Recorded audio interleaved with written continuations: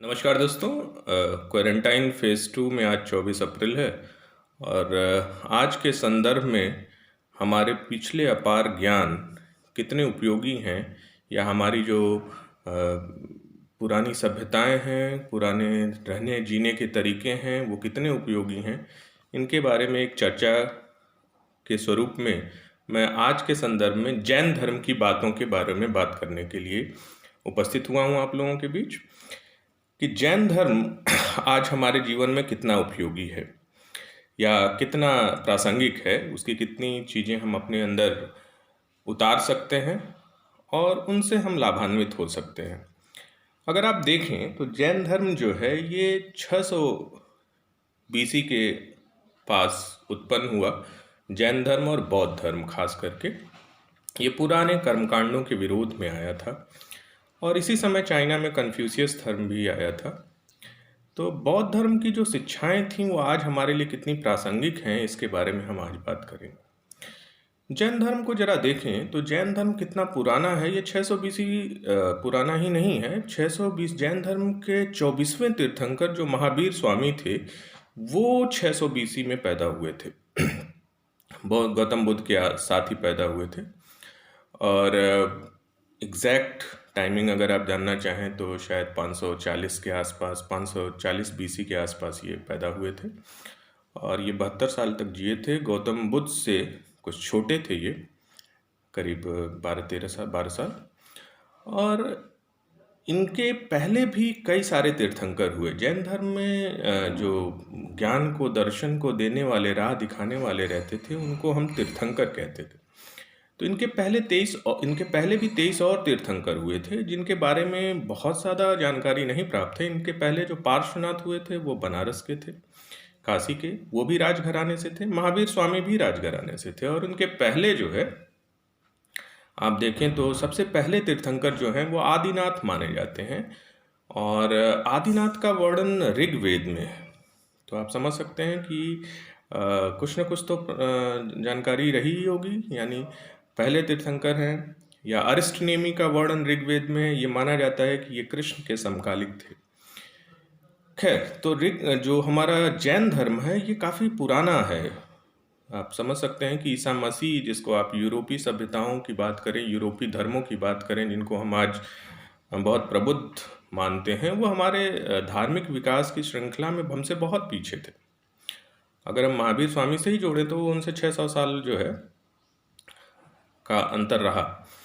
तो हम जैन धर्म की शिक्षाओं के बारे में बात करें तो महावीर स्वामी जो है इन्होंने एक ज्ञान दिया था जिसको हम कहते हैं श्यादवाद या सप्तभंगी मार्ग भी इसको कहते हैं, या इसको सापेक्षता का सिद्धांत भी कहते हैं। श्यादवाद में महावीर स्वामी ने कहा कि जो कुछ भी ज्ञान आपके पास है वो सापेक्ष है। ज्ञान दो तरीके का होता है, एक होता है सापेक्ष ज्ञान, एक होता है निरपेक्ष ज्ञान। सापेक्ष ज्ञान स्थिति परिस्थिति के हिसाब से परिवर्तित होता रहता है और जो निरपेक्ष ज्ञान है वो हमेशा सभी कालों में एक जैसा होता है।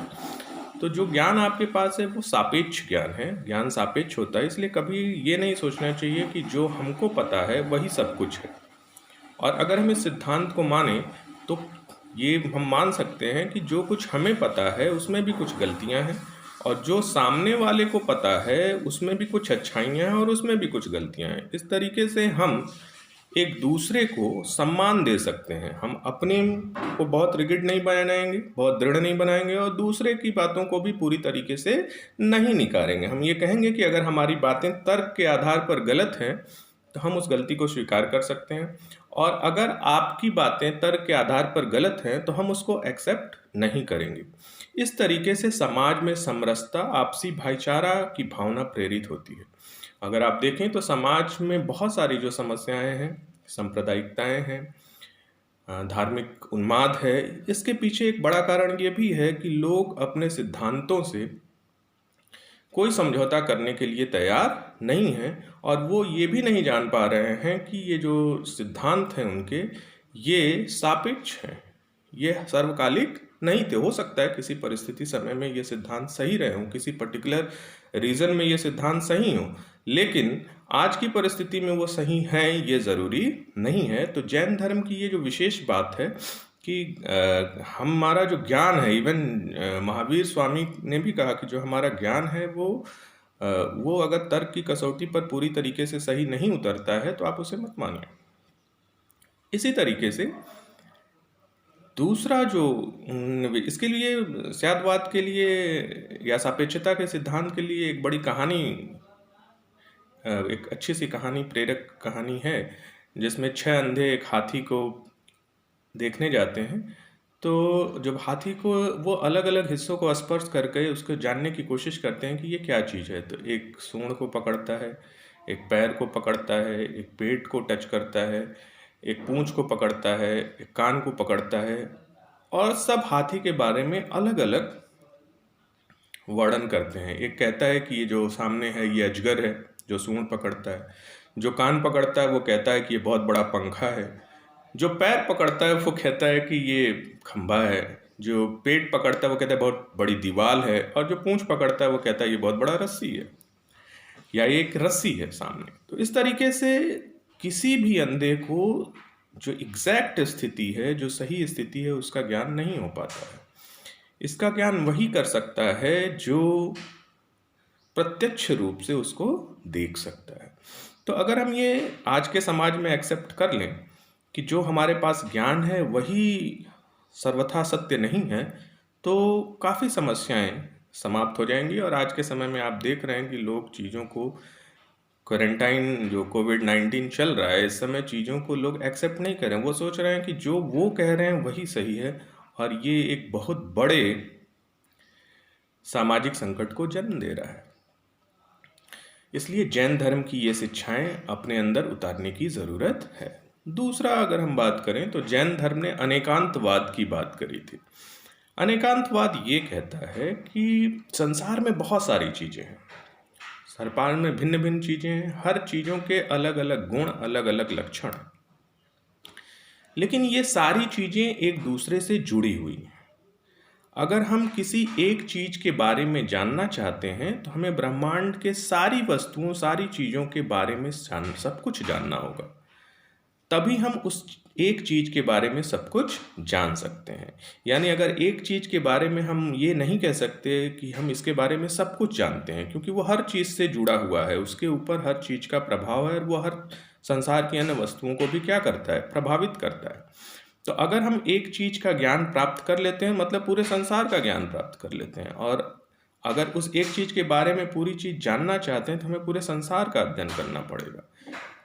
इसलिए अनेकांतवाद ये कहता है कि संसार में हर चीज़ एक दूसरे से क्या हुई है, जुड़ी है। एक्चुअली ये अनेकांतवाद एक स्तर पर जाकर के स्यादवाद के बराबर ही हो जाएगा।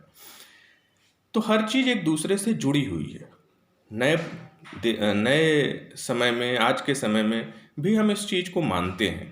1970 के दशक में इकोलॉजिकल फिलॉसफी की बात आई। अर्ने नेस, एक नॉर्वे के इकोलॉजिकल फिलोसोफर थे, उन्होंने कहा कि उन्होंने भी यही बातें कही कि संसार में जो जितनी भी चीज़ें हैं सब एक दूसरे से क्या हैं, जुड़ी हुई हैं, और वो एक दूसरे को क्या करती हैं, प्रभावित करती हैं। अगर हम इस बात को मानें तो हम भी संसार के, इस ब्रह्मांड के, इस पृथ्वी के, इस प्रकृति के हिस्से हैं, और हम भी सबसे जुड़े हुए हैं, और हम सबको प्रभावित करते हैं और सब हमको प्रभावित करते हैं। सारे जीव, अजीव, ये सब भी हमको क्या कर रहे हैं, प्रभावित कर रहे हैं, और हम इनको प्रभावित कर रहे हैं।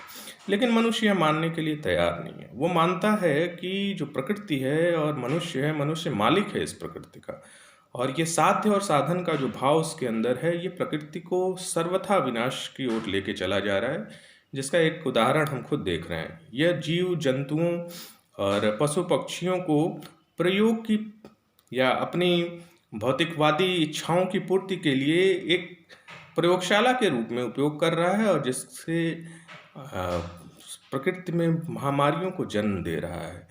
तो अगर हम ये मान लें कि हम किसी न किसी तरीके से उसी का हिस्सा हैं, और घूम करके वो विनाश हमारे साथ भी होगा, तो शायद इस तरीके की महामारी जो आप कोविड-19 जैसी देख रहे हैं, ये देखने को आपको ना मिलती।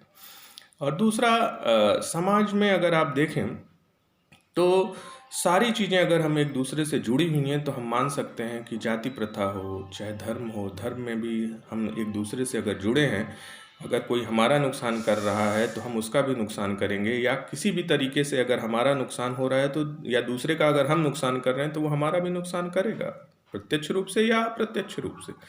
तो समाज की बहुत सारी समस्याओं का अंत यहाँ पर भी आपको दिखता है, जिसमें धार्मिक उन्माद और जातिवाद आपको देखने को मिलता है।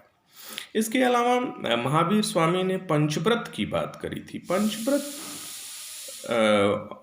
जो है ये काफ़ी प्रायोगिक हैं आज के समय में, प्रासंगिक हैं आज के समय में। जैसे उन्होंने सत्य, अहिंसा, अस्तेय और अपरिग्रह और ब्रह्मचर्य की बात करी थी। एक्चुअली सत्य, अहिंसा, अस्तेय और अपरिग्रह ये तो पार्श्वनाथ जो कि 23वें तीर्थंकर थे उन्होंने बताया था। बाद में उसमें महावीर स्वामी ने 24वें जो तीर्थंकर है महावीर स्वामी, उन्होंने 5वीं बात जो है ब्रह्मचर्य को जोड़ दिया।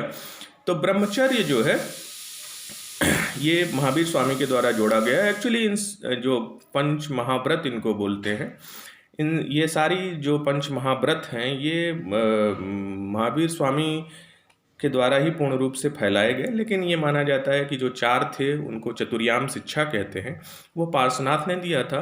और 5वां जो है ये ब्रह्मचर्य का जो शिक्षा थी ये महावीर स्वामी ने दिया था। अगर हम बात करें आज के समय में अस्तेय, अहिंसा, अपरिग्रह का क्या उपयोग है, ब्रह्मचर्य का क्या उपयोग है, सत्य का क्या उपयोग है, तो आप देखिए अपरिग्रह जो है अधिक आवश्यकता से अधिक वस्तुओं का संग्रहण न करना है। यानी उतनी ही वस्तुएं अपने पास संग्रहित रखें जितकी आपको आवश्यकता है। इससे समाज में उपेक्षित लोग, जो वस्तुएं आप अपने पास संग्रहण कर रहे हैं वो अगर आप अपने पास न संग्रहण करें तो समाज के अन्य लोगों के पास जाएगा जो समाज में क्या है, उपेक्षित है। इससे क्या होगा, समाज में सामाजिकता का विकास होगा। जो सोशलिज्म की बात हम आज मॉडर्न सोसाइटी में करते हैं, वो सोशलिज्म जैनिज्म में पहले से ही है, अपरिग्रह सोशलिज्म का ही एक पार्ट है। दूसरा, अगर आप अस्तेय की बात करते हैं, चोरी न करना, चोरी अगर आप नहीं करते हैं या दूसरे, चोरी न करना एक अर्थ में दूसरे के हक को मारने जैसा है चोरी करना। तो अगर आप अस्तेय की बात मानते हैं तो आप दूसरे के हक को नहीं मार रहे हैं। ये एक तरीके से उद्यमशीलता को बढ़ावा देगा, जो पूंजीवाद का, उद्यमशीलता के पूंजीवाद की परिभाषा से मेल खाता है। तो आज जो चीज़ प्रासंगिक हो रही है, जो नवाचार की बात हम करते हैं, वो अस्तेय ही तो है। अस्तेय अगर रहेगा तो हम उद्यमशीलता को क्या करेंगे, प्रमोट करेंगे। इसी तरीके से ब्रह्मचर्य सिर्फ ऐसा नहीं है कि शादी न करना, ये सारी वासनाओं का त्याग है, सारी इच्छाओं का त्याग है। अगर आपके अंदर ज़रूरत से अधिक इच्छाएं हैं तो ज़रूरत से अधिक इच्छाएं हमेशा समाज और प्रकृति के साथ तालमेल नहीं बैठा पाती हैं। प्रकृति का अनावश्यक दोहन होगा, समाज में रिश्तों में अनावश्यक अनियंत्रितता को जन्म देगा, जिससे समाज की व्यवस्था, प्रकृति की व्यवस्था जो है वो नष्ट भ्रष्ट हो जाएगी, जो आज आपको देखने को मिल रहा है। इसके अलावा जैन धर्म में सबसे बड़ी बात ये कही गई कि हाँ, अनुशासन बहुत बहुत बहुत ही कठिन रखा गया है। शरीर को तपाने की बात कही गई है, बहुत ज़्यादा लोभ या भौतिकता की तरफ नहीं जाने की बात की गई है, कठिन परिश्रम की बात की गई है। इवन जैन महावीर स्वामी जो शिक्षाएं प्राप्त कर रहे थे, जब वो इधर उधर भटक रहे थे, 12 साल 30 वर्ष की आयु में उन्होंने गृह त्याग कर दिया। फिर 12 वर्ष तक वो इधर उधर घूमते रहे, तो फिर जो पालिका नदी के किनारे उनको ज्ञान की प्राप्ति हुई। तो इन्होंने पूरा जो जीवन है वो कठिन दौर से गुजारा, और ये माना कि बिना संघर्ष किए, बिना अनुशासित रहे ज्ञान को प्राप्त नहीं किया जा सकता है। और इन्होंने अपने अनुयायियों को भी ये बात कही। उन्होंने अहिंसा को एक एक्सट्रीम लेवल पर ले गए। वो तो खेती करने के लिए भी मना कर दिए, क्योंकि खेती करने से छोटे छोटे जीवों का क्या होता है, मृत्यु होती है, उनका संहार होता है। इसलिए उन्होंने कहा कि कृषि करना या किसी तरीके से जीव हत्या जो है वो सही नहीं है। तो आज के संदर्भ में जो है उद्यमशील होना, कठिन परिश्रम करना और अहिंसा को जानना, दूसरे के हक को न मारना और आवश्यकता से अधिक चीज़ों का संरक्षण न करना, दूसरे की बातों को सम्मान देना, स्यादवाद, दूसरे के विचारों को सम्मान देना, यही तो एक समरसता भरे सामाजिक जीवन जिसकी कल्पना हम आज के संविधान में कर रहे हैं कि सेकुलर हो, हम दूसरों को सम्मान दें, दूसरों कई तरीके की न्याय की बातें की हैं हमने संविधान और उसकी प्रस्तावना में।